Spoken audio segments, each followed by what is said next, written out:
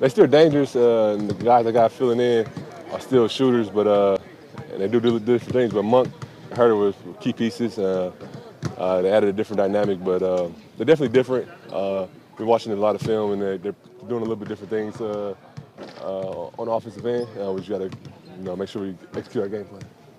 You guys played a ton of close games with mixed results, Yeah. and including 3 one-point games against these guys. Yeah. What did you learn from that about your team, and how will that help or not tonight if you're in another close game? I think it's gonna help us a lot. I think early on in the season we weren't as good in close games. I think we let a lot of games slip away. And I think down the stretch, since January, February, I think we've been a little bit better.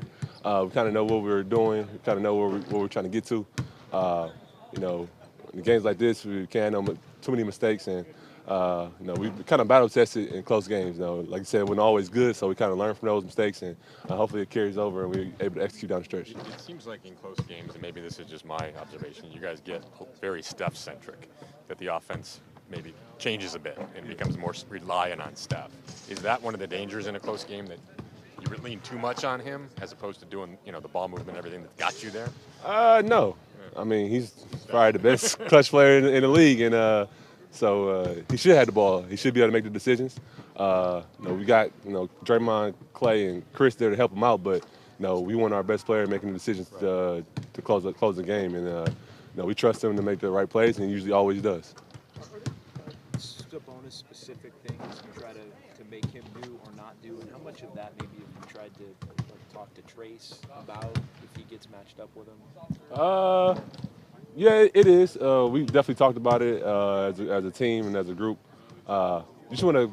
The key thing is to set the tone with our physicality. He's a real physical player. If he doesn't feel you early, he's going to try to take advantage of that and try to bully you. So we've just been talking about being physical, being a more physical team, trying to win the rebound battle and different things like that. So we talked more in depth, but that's the key for us.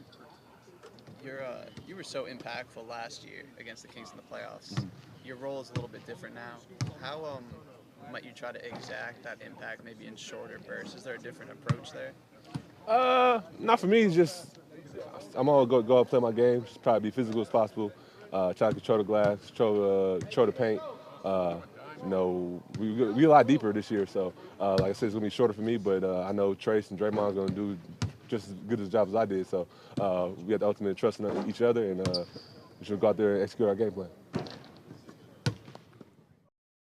Obviously, having no Monk or Herter isn't ideal for them, but they still try to make up for it with their off-ball cutting and little wrinkles they're throwing their offensive set. So just because two main guys are out, we don't relax at all. We actually heighten our awareness even more.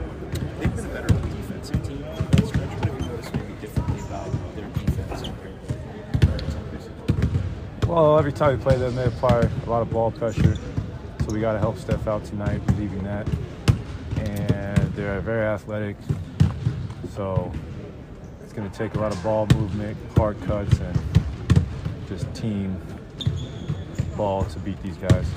What have you learned about your team with all the close games you played? You guys played a ton of close games, three one-point games against the Kings. Oh, man. How will that help if you get in a close game tonight? It will help just because, you won't get anxious or nervous because we've been through it. Obviously, stakes were higher, but at the end of the day, it's just basketball, and the season was full of those. So many close games could have gone either way. I feel like we were right there as far as being a 50-win team, but like you said, we had some unfortunate finishes this season. So no excuses now. We're here. We have a chance to make the playoffs, but we got to take care of business tonight. Steph said it's kind of ironic that it's this matchup in the play-in last season. It was a Game 7. He said this is another Game 7 in the same building. Do you kind of view it that way too? Oh, yeah. One and done. So definitely a Game 7 vibe. How do you, if at all, operate or think differently in a Game 7 in a winner-go-home situation? Does it change the mindset or approach of things? It changes, definitely. Just because you want to do everything you can to prepare to win the game, and obviously you do that in a 7-game series as well, but tonight the stakes are a little higher, and we understand that. And I never played in the NCAA tournament, so this one-and-done format is kind of making up for me, so I'm excited for the challenge. Beyond Steph's 50, what do you remember about the vibe and your that Game 7, that atmosphere there?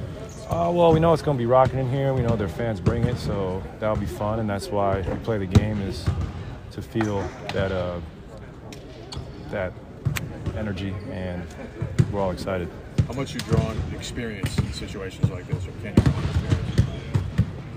experience? You can, but at the end of the day, it's just basketball. It hasn't changed since we were rookies. So I'm excited to get out there, and just got to remember who you are, and that's a champ, and you can never count out a champion. Klay, I know you personally didn't play in the play-in in 2021, but did you take anything away from a team preparation standpoint? Not really. I was not really all the way there mentally. I was there to support the team, but I don't remember much, to be honest. Honestly, I don't remember much. Those 2 years were blurred.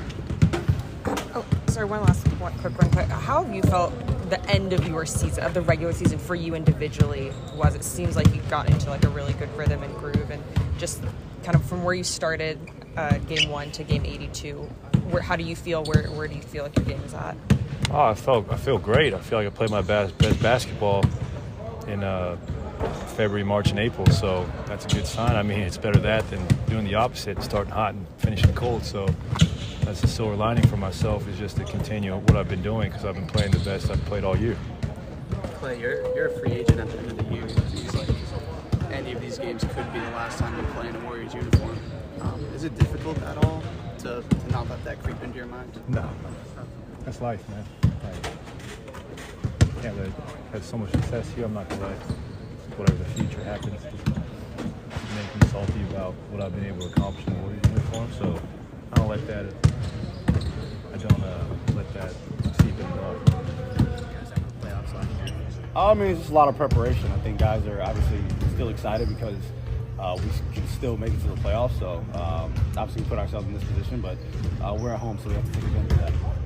This is a team you guys are obviously very familiar with. How advantageous do you think that is for you as you approach tomorrow? I mean, I think both teams are looking at it the same way. We played each other kind of the preseason like 13 times in the last however many months. So, I mean, we're both familiar with each other. There are no surprises. So you just got to be able to go out there. You have to be able to execute. You have to be able to be physical, try to keep the other team off the free throw line, and then obviously two good three-point shooting teams, and try to get guys off the line. So like I said, there are no surprises when these guys. You guys haven't played them since January, and it feels like so much has changed. No Monk, no Herter. They're playing Trace Jackson-Davis. Keon wasn't playing then. How much can you really take from the previous matchups earlier in the year? Yeah, I mean, I definitely think obviously it's a bit different, but at the end of the day, like, teams are pretty much playing the same. I think we've been better defensively. I mean, they've been playing well. So obviously it's not the exact same game, but at the end of the day, there are no surprises. You know, the main guys are out there. Obviously we're missing, a starter and a guy that we feel is a sixth man of the year, but I mean, we're playing the same way, and they're doing what they do. So like I said, we have to go out there. We have to focus on what we can control, and that's how physical we can be. Obviously, however the game is being officiated, you adjust to that, and you let the chips fall where they may. All these games, it seems like 3 of the 4 were decided by a point. Like, does that just kind of speak to how close or how similar the familiarity that you guys have? Yeah, I mean, we have the exact same record. Like you said, 3 of the last 4 games have been decided by 1 point. Like, there's been very close proximity with the way that we've been with them this past year, but all that's out the door. Right now it's win or go home. So do you just kind of shake your head and go, of course it's the Warriors? Of course. Yeah, but I mean, we put ourselves in that spot. It was nothing that they did, truth be told. It was because we lost games that we probably shouldn't have lost that put us in this position. So it is what it is. You have to be able to get over that hump. De'Aaron, when you think you guys have grown the most since last year and all the experience you've had since? I mean, I think we've been a bit of a better defensive team. I mean, we've gotten leads that we really didn't have last year, but we've also given away leads. So we have to be better in that aspect. We have to be able to finish games.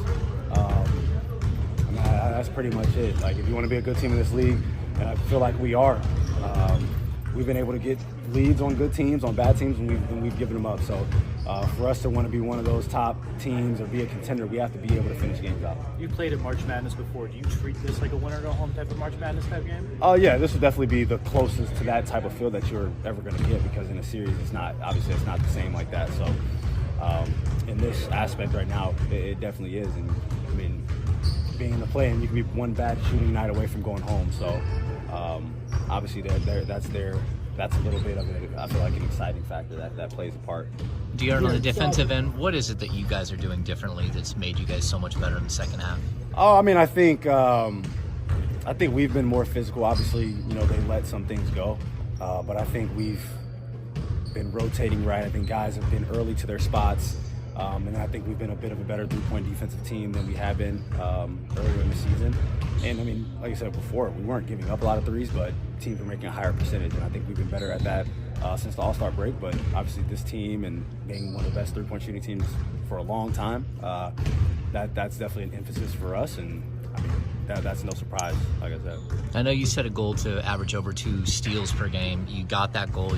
You're leading the league. You led the league for the regular season. How good does that feel to actually come through with one of those goals like that?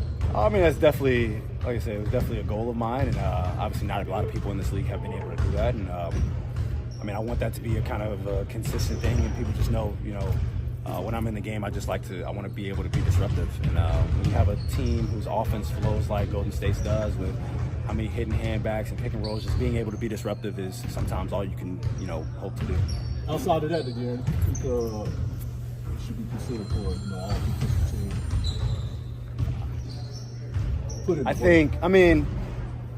I would say this. I don't think people just throw me into action like they do other point guards, so I should be up there for sure. A lot of other point guards, you see people repeatedly put them into action because you want them to be on the ball, and that doesn't happen against me. So anybody who ever said that doesn't watch film. Fox, you had Game 7 last year, and you saw what that atmosphere was like. Do you think that the atmosphere tomorrow night can replicate that or come close to it? I mean, I think it's going to be crazy. I don't know if you can replicate a Game 7 in the playoffs. I mean, I think that's pretty hard to do, but like I said, this is the closest to a March Madness type of feel that you're ever going to get. They really kind of overloaded last year. They had a kind of an egregious scheme. They were letting Sabonis shoot, letting some of their shooters shoot. Do you expect them to kind of come with a similar scheme tomorrow? Yeah, I mean, I think they're top 10 in the league in protecting the paint. They're bottom 10 in protecting the three. So, I mean, that's their schematics. I think, obviously, in the playoffs it's a bit more emphasized, but at the end of the day, I mean, if you watch them play, that's what they do. It's not changing for anybody or anybody that they play against. That's just the way that they play defensively, and obviously with Wiggins and Draymond and Kevon, like they like to roam a lot. You know, they not necessarily a great shot blocking team, but they protect the rim almost better than anybody. So that's not a surprise, and I mean that's what we expect them to do. Thank you, everyone. Thank you.